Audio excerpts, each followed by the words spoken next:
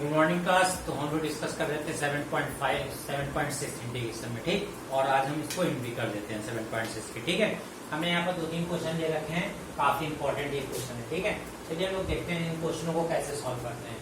पहला क्वेश्चन है e की power 2x sin x dx, ऐसे एक्सपेरिमेंट करना। दूसरा क्वेश्चन है integration x square e x की पावर क्यूब dx। तीसरा क्वेश्चन है e की power x sec x bracket में 1 + 10x dx एक्सपेरिमेंट करना है। ठीक है, हम 1 बाय 1 करते हैं। तो सबसे पहले हम लोग क्या करते थे, लेट कर लेते थे। आई स्क्वायर टू क्या करते थे, लेट कर लेते थे।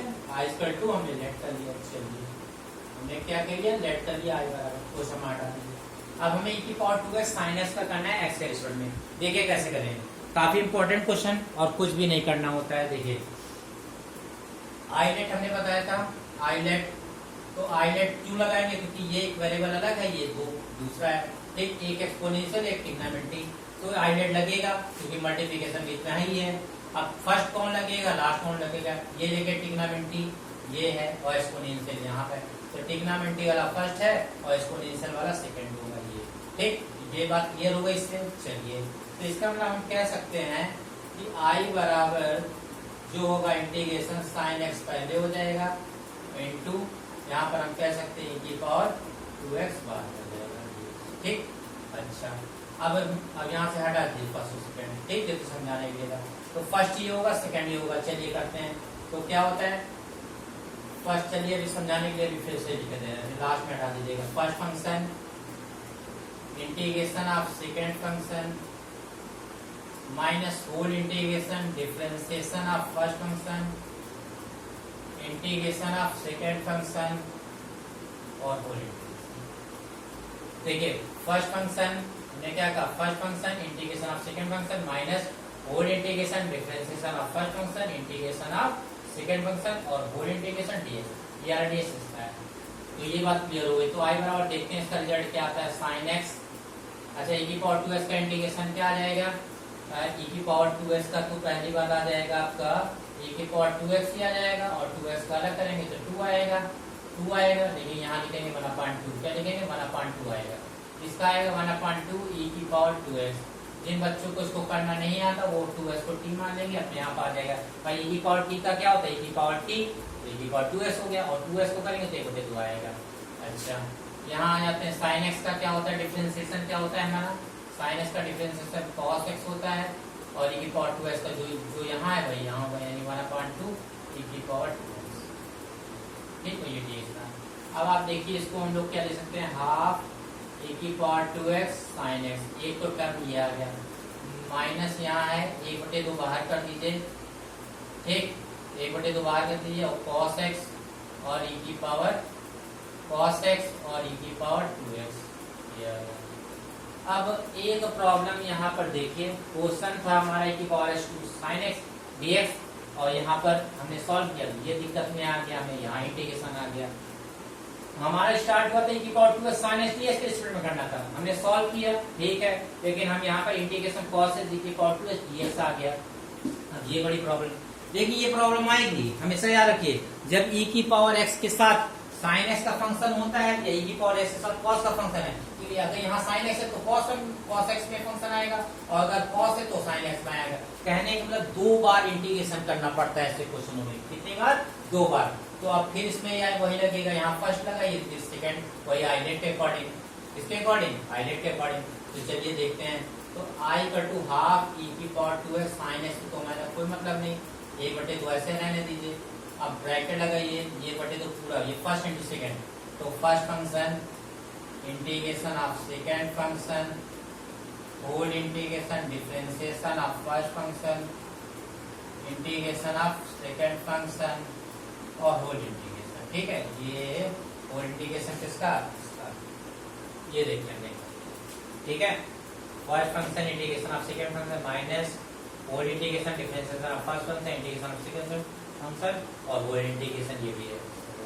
चलिए ये क्लोज कर दीजिए।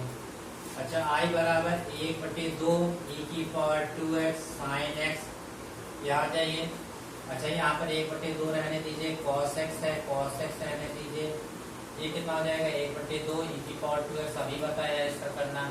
cos x का इंटीग्रेशन, cos x का डिफरेंशिएशन क्या होता है, माइनस sin x लिख दिया और इसका क्या होता है इंटीग्रेशन 1/2 e की पावर 2x, और यहाँ पर आ गया dx। ठीक, अब हम थोड़ा सही कर लेते हैं। जब सही करेंगे तो आसानी से क्वेश्चन आ जाएगा।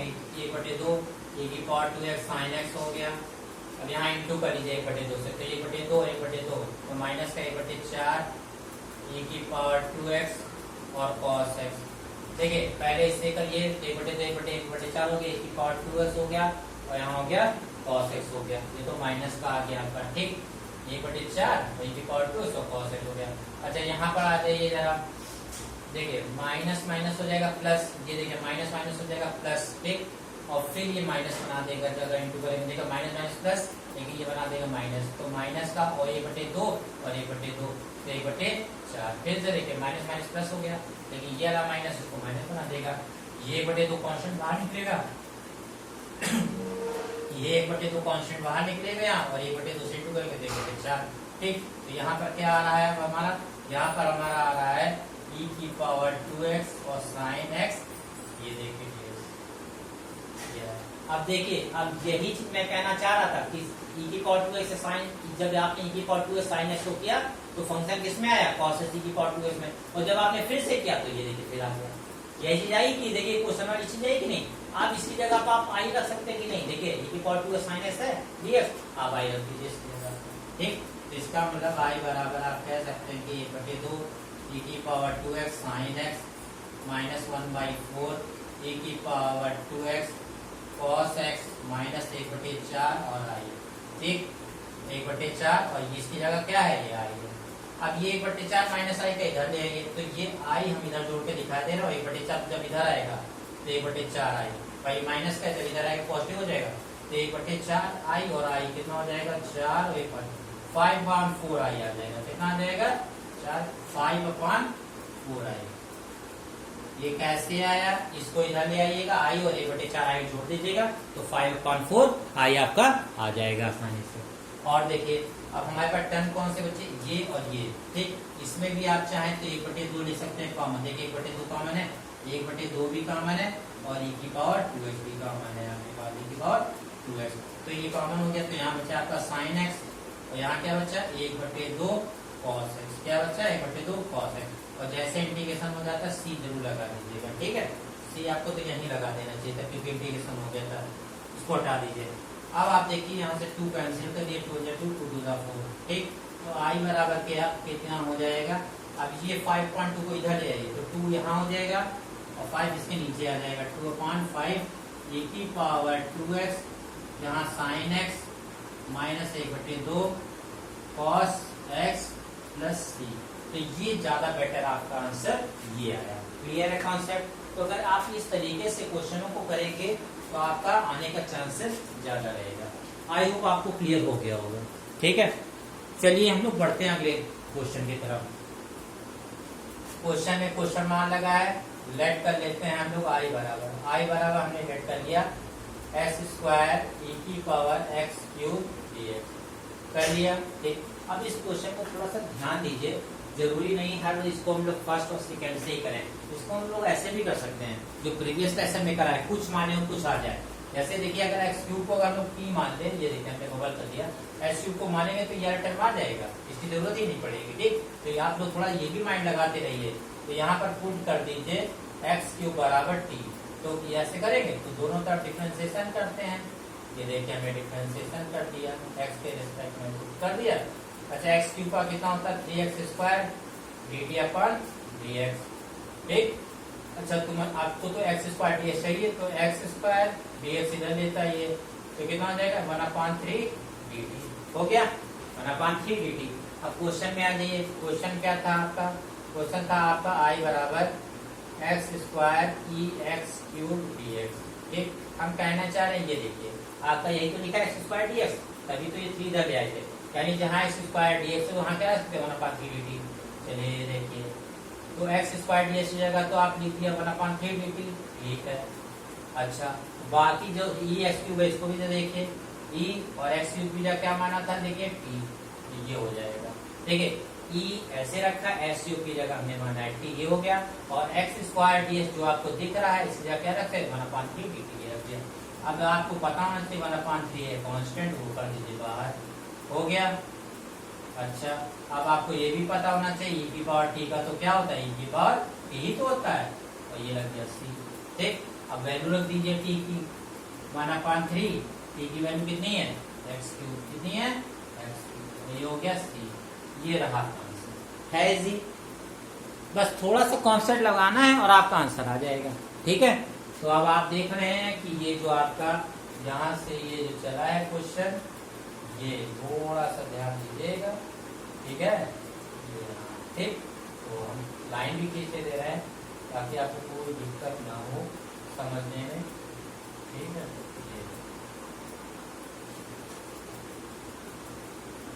ठीक है, तो ये अलग क्वेश्चन है और ये आपका अलग क्वेश्चन है। ठीक, अब हम इस क्वेश्चन की बात कर लेते हैं, लेट कर लेते हैं आई बराबर, लेट हमने कर लिया आई बराबर, क्या लेट किया, e की power x sec x 1 + 10x, ठीक, और यहाँ का है dx, यही तो करना था, क्वेश्चन वाला का है। अब इस क्वेश्चन को कैसे अटेम्प्ट करेंगे, बहुत ही आसान, प्रीवियस क्लास में हमने डिस्कस भी किया था इसको। चलिए यहाँ भी डिस्कस कर लेते हैं कैसे करेंगे।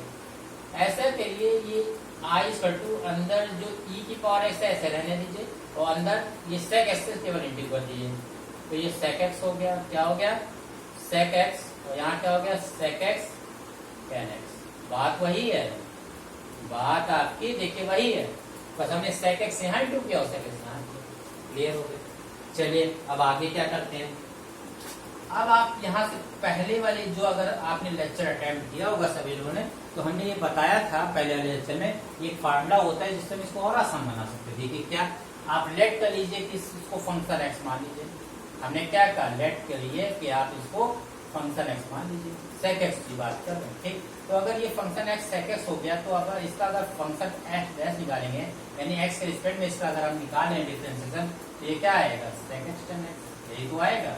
ये देखिए बहुत आसान, हमने ये कहा कि जो sec x है इसको आप थोड़ी देर के लिए फंक्शन x मान लीजिए, sec x मान लिया, तो फिर अगर इसका फंक्शन डैश x हमारा क्या होता है x के रिस्पेक्ट में डिफरेंशिएशन, तो इसका डिफरेंशिएशन करेंगे sec x का क्या होता है sec x tan x, यही तो होता है।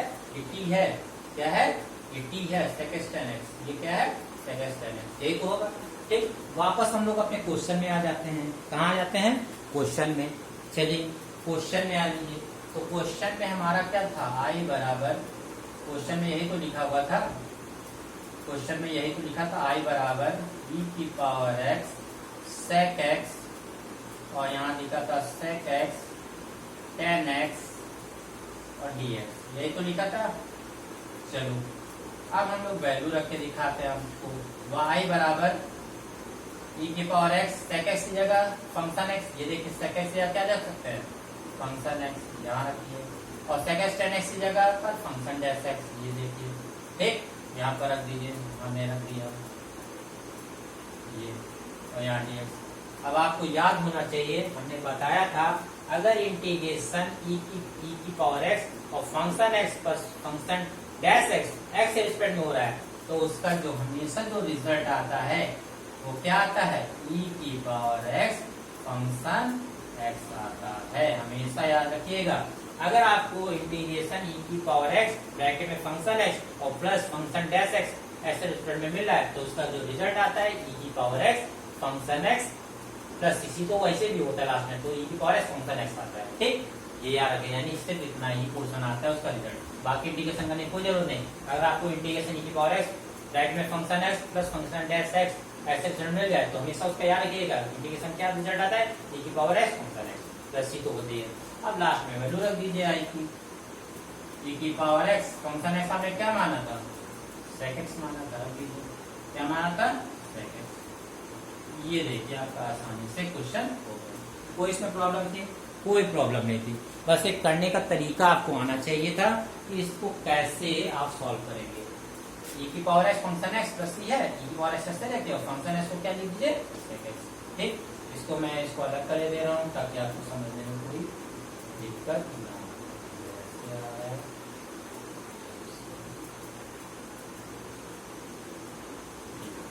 ठीक है, i बराबर e की पावर x sec x, ये वही स्टेप जो ऊपर लिखा वही है, ये रहा आपका आंसर। तो इस तरीके से हमारा 7.6 होता है खत्म।